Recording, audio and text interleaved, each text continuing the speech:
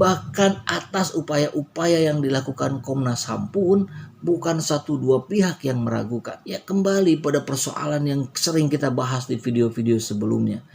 Bagaimana tingkat kepercayaan rakyat kepada pemerintah, kepada aparat ini mengalami grafik yang menurun. Dan kita lihat di berbagai media sosial, banyak orang-orang yang kemudian membandingkan mana lebih percaya siapa, FPI atau Polri.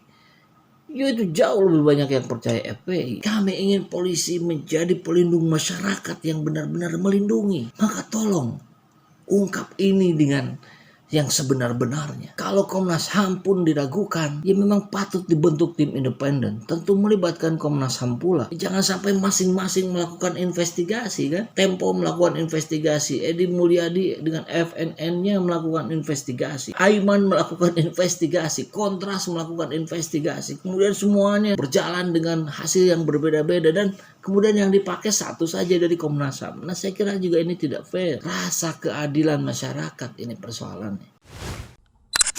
Bismillahirrahmanirrahim. Assalamualaikum warahmatullahi wabarakatuh. Upaya untuk mengungkap kebenaran dari apa yang terjadi di kilometer 50, misteri kilometer 50, orang-orang sekarang menyebutnya demikian. Makin kesini makin ramai. Tentu karena adanya perbedaan-perbedaan versi dalam setiap informasi yang kita dengar. Pertama waktu itu dari Kapolda Metro Jaya, ya. Kemudian kita dengar dari FPI, kemudian berbeda. Kemudian kita lihat ternyata ada sesuatu yang baru ditemukan oleh Edi Mulyadi sebagai seorang jurnalis senior. Belum lagi Tempo juga melakukan investigasi, ya. Dan kemudian disusul oleh berbagai pihak lainnya. Ada Aiman dan beragam media independen kemudian juga turut langsung melakukan investigasi. Ini menarik sebagai sebuah upaya untuk cross check, karena upaya mencari kebenaran ini memang tidak semudah membalikan telapak tangan, karena ya kita tahu tentu selalu saja ada upaya-upaya untuk mengaburkan kebenaran dengan mencari pembenaran. Nah mudah-mudahan yang terjadi hari ini kita upaya mengungkap kebenaran, bukan melakukan pembenaran. Maka menarik ketika kita menyimak apa yang dilakukan oleh Indonesia Police Watch. Kita coba simak apa yang dikatakan oleh ketua umumnya, karena beliau mencoba masuk dalam perspektifnya kepolisian, ya, dalam hal ini Polda Metro Jaya. Dan ketika menggunakan perspektifnya Polda Metro Jaya, ternyata masih juga ada persoalan di situ. Mari kita jadi bagian dari orang-orang, dari rakyat jelata yang peduli terhadap persoalan ini dan kemudian bersama-sama kita kawal proses pengungkapan kebenaran. Karena partisipasi aktif dari rakyat jelata hari ini begitu sangat dibutuhkan. Kita lihat beritanya dari fajar.co.id. 6 laskar FPI tewas tertembak, IPW sebut 3 pelanggaran SOP yang dilakukan anggota Polri. Ketua Presidium Indonesia Police Watch, Neta Espane, mengatakan jajaran Polri sebagai aparatur negara yang promoter harus mau menyadari bahwa terjadi pelanggaran SOP dalam kasus kematian anggota FPI pengawal Rizik di kilometer 50 Tol Cikampek. SOP itu kan standar operasional prosedur, ya. Jadi selalu ada tata cara, tahapan-tahapan, aturan yang diberlakukan dalam setiap tahapan prosedur yang dilakukan. Apalagi sekelas Polri tentu ada, ya. Sehingga pelanggaran SOP itu membuat aparatur kepolisian melakukan pelanggaran HAM. Nah ini mulai masuk pada dugaan yang dianalisis oleh Neta Espane bahwa diduga ada pelanggaran HAM dalam kejadian ini. Indonesia Police Watch IPW berharap Mabes Polri mau mengakui adanya pelanggaran SOP tersebut. IPW juga berharap Komnas HAM dan Komisi 3 DPR mau mencermati pelanggaran SOP yang kemudian menyebabkan terjadinya pelanggaran HAM dalam kematian anggota FPI yang mengawal Rizik. Jika mengacu hasil rekonstruksi yang diumumkan Kadif Humas Polisi Irjen Pol Argo Yuwono atas kematian 6 anggota FPI itu, setidaknya IPW melihat ada 3 pelanggaran SOP yang dilakukan anggota Polri, terutama dalam kasus kematian 4 anggota FPI di dalam mobil petugas kepolisian. Pertama, keempat anggota FPI yang masih hidup setelah 2 temannya tewas, versi polisi tewas dalam baku tembak, dimasukkan ke dalam mobil polisi tanpa diborgol. Ini sangat aneh.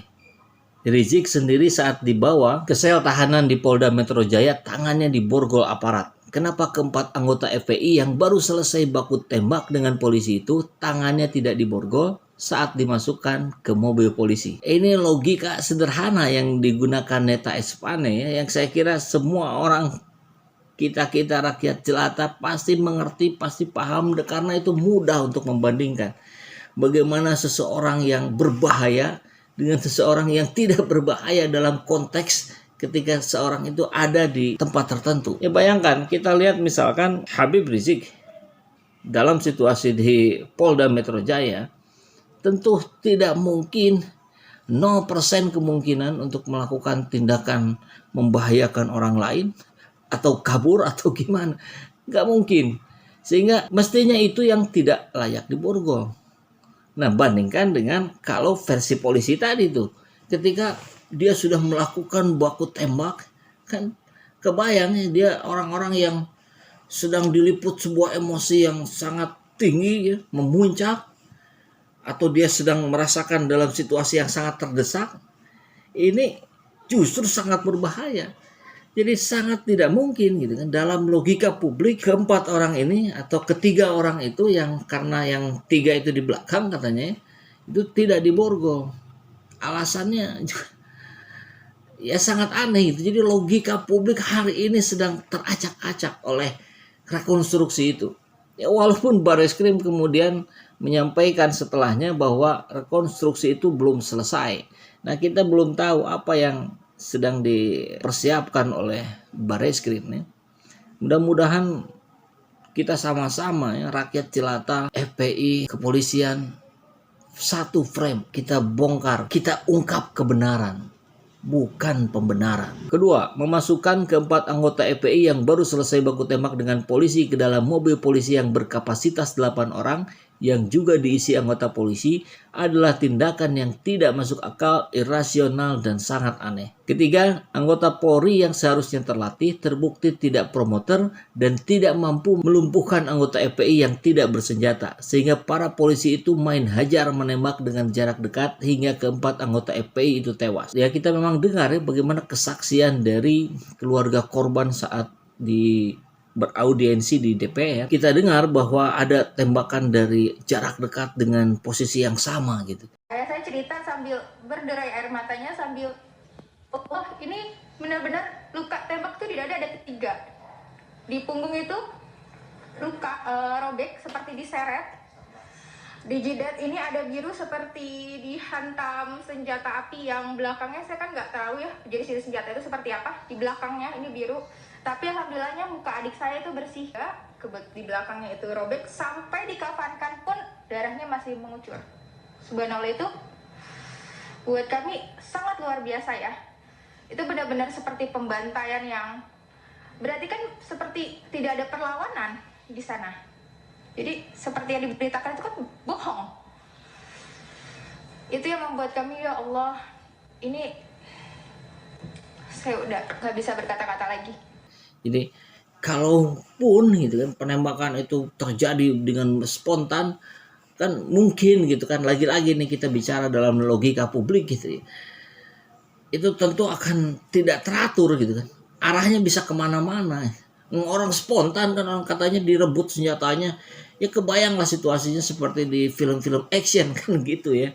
Nah sekarang ini tepat sama, kan kemudian gimana logikanya gitu. Dari ketiga kecerobohan ini terlihat nyata bahwa aparatur kepolisian sudah melanggar SOP yang menyebabkan keempat anggota FPI itu tewas di satu mobil. Dari penjelasan Kadif Humas Polri, Beber Neta Espane, itu terlihat betapa cerobohnya anggota polisi tersebut. Sementara itu, penjelasan Kadif Humas Polri Irjen Pol Argo Yuwono saat keempat orang itu diamankan di rest area kilometer 50 dan dibawa ke mobil oleh petugas di perjalanan melakukan perlawanan. Pelaku mencoba merebut pistol dan sempat mencekik petugas saat mobil baru berjalan 1 km di jalan tol Jakarta Cikampek. Kemudian terjadi pergumulan di dalam mobil yang akhirnya memaksa petugas melakukan tindakan tegas terukur. Keempatnya tewas setelah polisi melakukan tindakan tegas terukur. Nah, ini juga istilah yang saya kira baru kita dengar ya, tegas terukur. Ini maksudnya gimana? Ini harus ada definisinya dulu sehingga kami ini rakyat jelata menjadi paham. Yang disebut tegas itu apa dalam konteks itu, yang dimaksud terukur itu gimana? Ukurannya apa gitu kan? Sebenarnya itu harusnya bisa dijelaskan. Terukur itu ketika situasi berbahayanya berada dalam jarak sekian meter atau sekian sentimeter, kemudian adanya perlawanan, adanya upaya yang ya atau apalah gitu ya, sehingga kami ini bisa mengerti, bisa paham gitu. Dan saya kira kami rakyat jelata akan mendukung aparat kepolisian saat tindakan dari kepolisian itu adalah tindakan yang memang masuk di akal publik. Alasan-alasannya masuk di akal publik. Saya kira kita akan mendukung. Di beberapa waktu ke depan, apalagi Pak Kapolda sudah juga dipanggil oleh Komnas HAM dan sudah memberikan keterangannya, harapannya nggak masalah lah. Saya kira jauh lebih baik kalau aparat kepolisian, dalam hal ini Polda Metro Jaya ataupun mungkin Mabes Polri, melakukan revisi pemberitahuan kepada rakyat bahwa memang anggaplah misalkan gitu ya, bahwa memang kemarin ada informasi yang miss gitu yang kami dapatkan dari anggota kami, data yang pimpinan dapatkan pun menjadi tidak valid. Kami memohon maaf kepada rakyat Indonesia. Ke depan kami akan lakukan ini menjadi jauh lebih baik dengan cara prosesnya seperti ini, A, B, C, detail. Nah, dari penjelasan Argo ini IPW pun mempertanyakan di mana promotornya Polri. Sebab itulah Komnas HAM dan Komisi 3 perlu mendesak dibentuknya tim independen pencari fakta agar kasus ini terang benderang.